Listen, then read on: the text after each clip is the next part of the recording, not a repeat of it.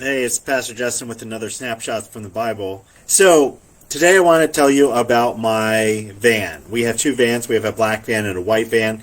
The two absolute worst colors you could get, in my opinion, for vans are white and black because dirt shows up on all of them, especially the white one. And our white van, I've noticed that it tends to get dirty, even during the summer when we don't have all the salt and all the grime and stuff that winter produces.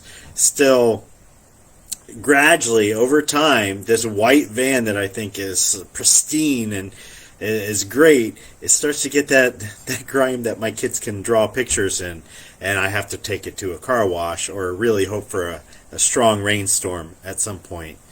And so I was thinking about that filth, and I usually just kind of get used to it. I don't go out there every morning going, oh, this car is dirty, I need to clean it. I just kind of get used to it. And that sort of thinking is what Pastor James doesn't want us to get in the mindset of.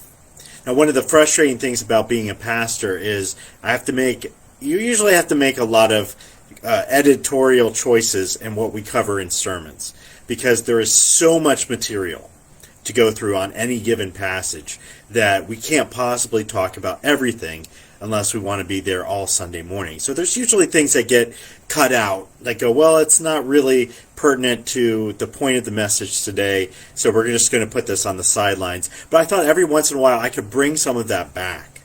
And so I was thinking about this week, as when we looked at James 1, verse 21, there's a verse here I didn't really deal with in the sermon, and I thought, let's talk a bit about it today, and thinking about white vans that become dirty over time. Here's a verse. Therefore get rid of all moral filth and the evil that is so prevalent, and humbly accept the word that in you, which can save you. Now I focus in the sermon on the implanting of the word, and I didn't really touch at all on this phrase that he says, therefore get rid of all moral filth and the evil that is so prevalent. Saying you guys in the church are filthy.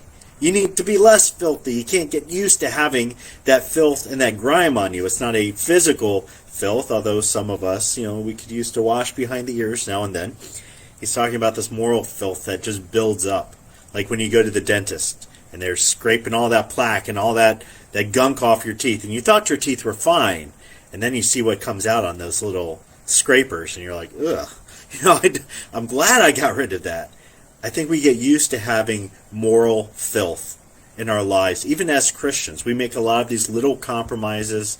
We say, well, the world, they sort of do that. They sort of believe in that, and so, it's okay. It's not a big deal.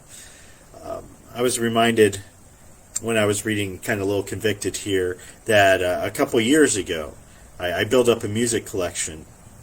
And I went back through my music collection because I realized my kids were listening to this, and there were a few songs that weren't appropriate. And at the time, I didn't even think about it.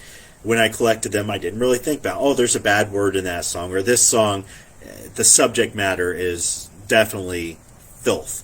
There's nothing redeeming, nothing edifying about it.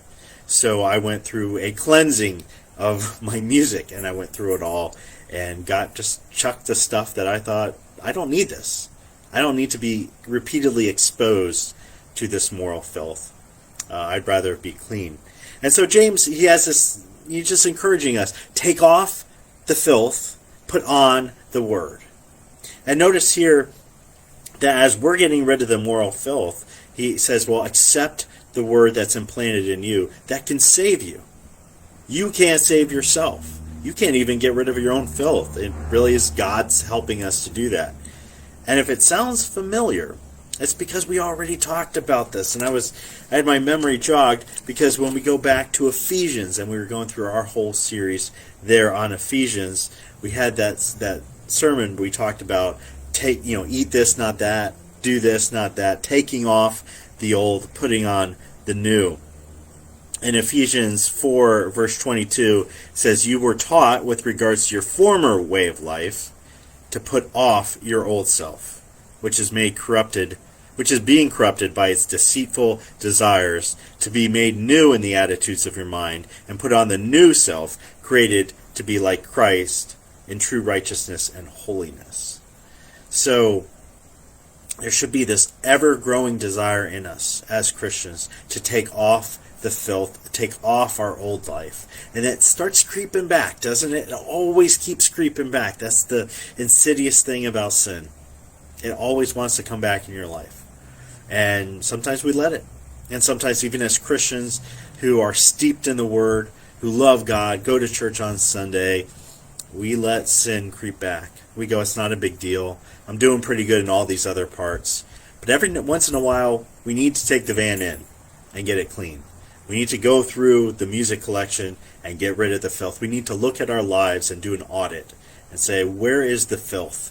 What needs to be scraped, pried, just jettisoned out of my life so that I can receive with humility the word that is implanted in me that can save me.